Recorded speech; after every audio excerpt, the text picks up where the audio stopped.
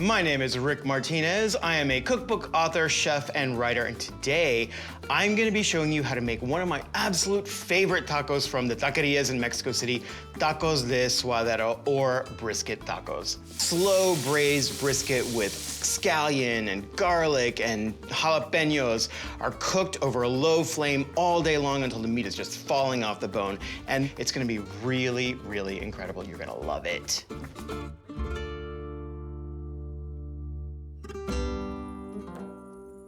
So the first thing that we're gonna do is work on our meat. We're using suadero, which is a very thin cut of the brisket. And so you can see it's like long, it's fibrous. I'm actually gonna cut this in half so it fits in the pan and I don't have to fold it over. We're gonna start by browning up the suadero. After we brown it, we're gonna slow braise it for a couple of hours until everything is just like falling off the bone. All right, I'm gonna get my pan hot. I'm gonna use a couple of tablespoons of lard. If you don't like lard or you can't find good lard, then you can use vegetable oil. Beef tallow is also really good. Beef tallow is rendered beef fat. So I've got some good smoke, so we are going to go in. Ah, that is exactly the sound that you want to hear. One of the things that I'm also adding to amp up that flavor is I'm adding a knuckle bone. What this is gonna do is it's gonna release its flavor and you'll get a more intense beefy flavor in the broth. So I'm just gonna add this into the pot.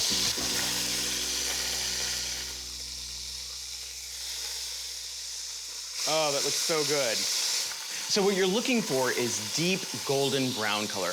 You're gonna see the protein start to buckle up. Just go in with a spatula, just push it down, make good contact with the surface of the skillet, and you'll get some amazing browning.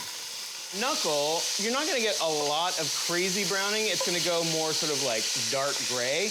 That's what you're going for. All right, I think we're about done. So I've got my sheet tray. I'm gonna pull this piece out.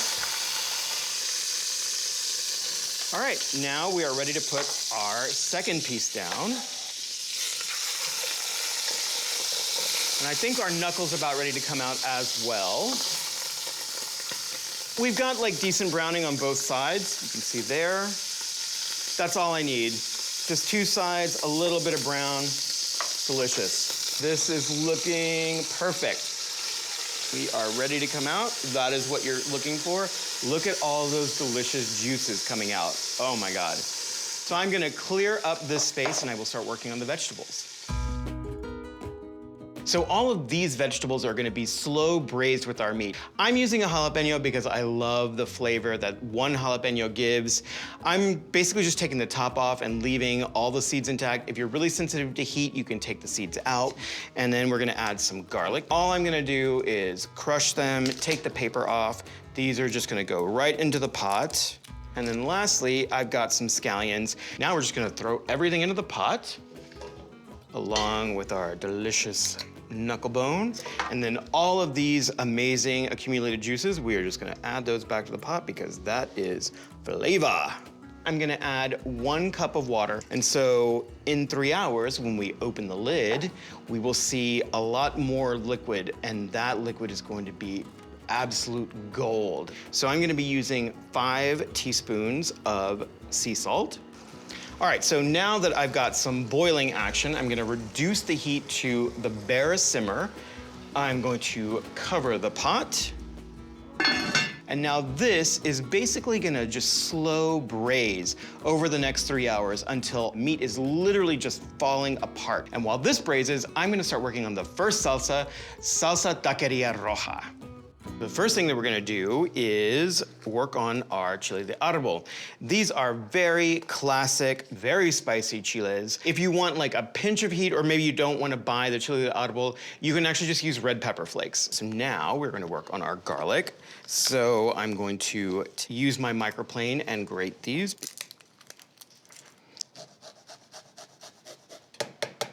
So I'm using Roma tomatoes, and I'm just gonna take these cores out.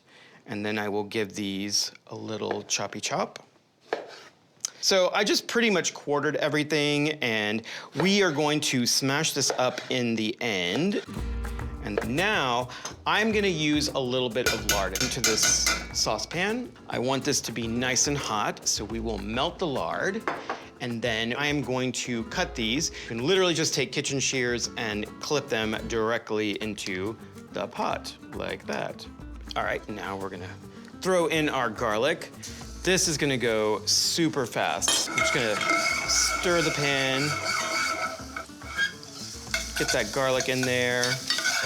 I'm getting some color on the chilies, and now I'm gonna start adding in my tomatoes. And that is exactly the sound that you want to hear. So these are gonna cook for about 3 to 5 minutes until the tomatoes are really soft and release their liquid. And then we will add in some water and let them cook down completely until they're really, really soft, and then we'll mash them up.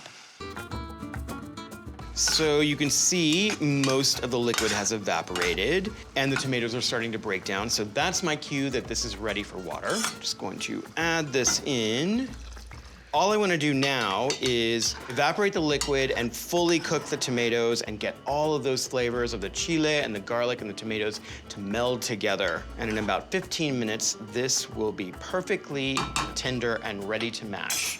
And while this is cooking, I'm gonna start working on my salsa verde. So what I'm gonna be using are mainly all green ingredients, like tomatillo, chile serrano, green onion, and garlic. I'm gonna put a teaspoon of salt in there as well. Now, for any salsa, I always tell people you want to blend very, very slowly. If you increase the speed past medium-low, you'll actually start to incorporate a lot of air into the salsa, and it'll read more like a smoothie than it will a salsa.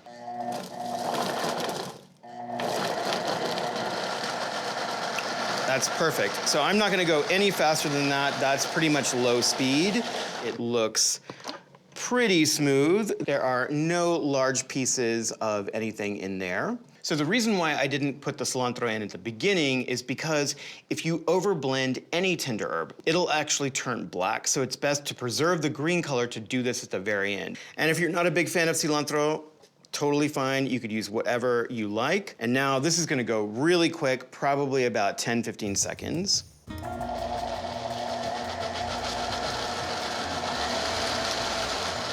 That is the consistency and the look that I like. This looks absolutely delicious. Now I'm going to check on my tomatoes for the salsa roja. My tomatoes look great, so it's mashing time. Potato masher in the same pan that we cooked them in. I'm gonna turn the heat off, and then I'm just gonna go in and mash. And if you find that the tomatoes maybe aren't tender enough, you can cook them a little longer. Putting in 1 teaspoon of salt. I'll stir this in to dissolve. And now I'm going to taste to make sure that we've seasoned this correctly. It's so good. All right, I have to move this away from me or I will literally just eat the whole thing. It smells so amazing in here. It's been about 3 hours. I suspect my suadero is fully cooked. Let's check. Oh, that looks amazing. Take 2 forks, insert them into the meat. Oh, look at that. I mean, literally no resistance at all. I can't wait to make a taco. I will get all the meat first and then we'll go in for our veggies. All right. So I'm gonna let this cool just enough so that I can cut it comfortably, and meanwhile, I'm gonna work on my tortillas. I have these beautiful tortillas. I just wanted to show you the variety and the color of different tortillas that are out there. Red corn, which is this one, or blue corn, which is this one, or at times you can even find corn that is mixed with dried chilies that become green and red. They add so much flavor, they add so much fun to your taco night, so highly recommend. But again, if all you can find is yellow or white, it's totally fine. The first thing I'm gonna do is get my skillet ripping hot. This part of the recipe is basically extra credit. If you want a real Mexico City taqueria experience, this is what the taqueros do in the stands. They take their tortillas and they dip it into the braising liquid on both sides and throw it into the skillet. I don't need to get this like super crispy or toasty because I want to fold it. All I'm doing is I'm just letting it soak up all those really amazing juices. We're concentrating more flavor, getting a little bit of color on top, and then boom, this one is done. We will go in with tortilla number 2, shake off some of that excess, and then boom, the sound of Mexico City taquerias. Last tortilla is done. Okay, I need to shred this meat. I'm just going to transfer it to my board. Now it's cool, so I'm just gonna take my 2 forks and then just go to town. So you can totally leave it like this, but I find that it's still a little bit hard to chew through. Just give it a little bit of a rough chop. When you have smaller pieces like this, the meat just sucks up all those juices, and so every bite is just gonna be like this juicy little taco party in your mouth. It is insanely delicious. Now these vegetables, just to make everything super easy, I want these to kind of melt into the meat. And look at that, it's literally just, oh my God, it's gonna be so good. And now this is going to go back in our skillet. So the taquero is going to take a little bit of the meat that you ordered, and they're gonna throw it on a flat top or a comal, and then they're gonna reach over, grab a little bit of the juice that all this meat cooked in. They're gonna throw that onto the comal. It's gonna bubble and sizzle and hiss. And then once it's just heated through, they're gonna take a scoop and put it on your tortilla. Now, I'm going to turn this off because this is ready to build some tacos. All right, I've got my beautiful tortillas, all different colors, different sizes. And just go in here and make sure you get some of this amazing jus. It's so good. My little meat piles, oh my goodness. Okay, and so now is the fun part. Build it how you want it. I always build one with one salsa, one with the other salsa, and then one with both. And so I think salsa verde can go here. I do like a lot of salsa, but I also love seeing what is underneath. So I'm just gonna throw it down like a little party is happening. We will do salsa roja. Oh, look how beautiful that looks. I love the contrast of the salsas and the tortillas. I love an onion moment and cilantro, another little party happening, a little bit of radish. This to me is happiness on a plate. I think I'm ready to go in. I'm going in for the tortilla with guajillo chilies and the salsa verde. It's so incredible. It's so beautifully beefy. The tortilla is almost custard-like. It's a little bit crispy on the outside. It picks up all the flavor of the beef, and then you get like this cool, kind of refreshing tomatillo salsa verde. It's so incredibly good. Oh my gosh, but I need to taste the other two just for you. So the first thing I get is the nuttiness of the blue corn.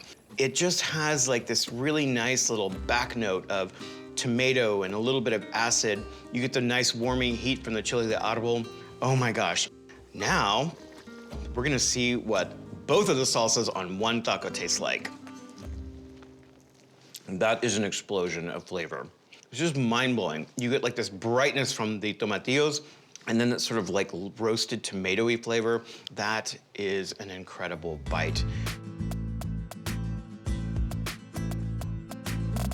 This is one of the best tacos that I have ever made. It reminds me of taquerias in Mexico, but the great thing is it's easy. You can do it at home and bring Mexico to you. You have to make this dish. You are going to love it. Your friends are gonna think that you're a genius.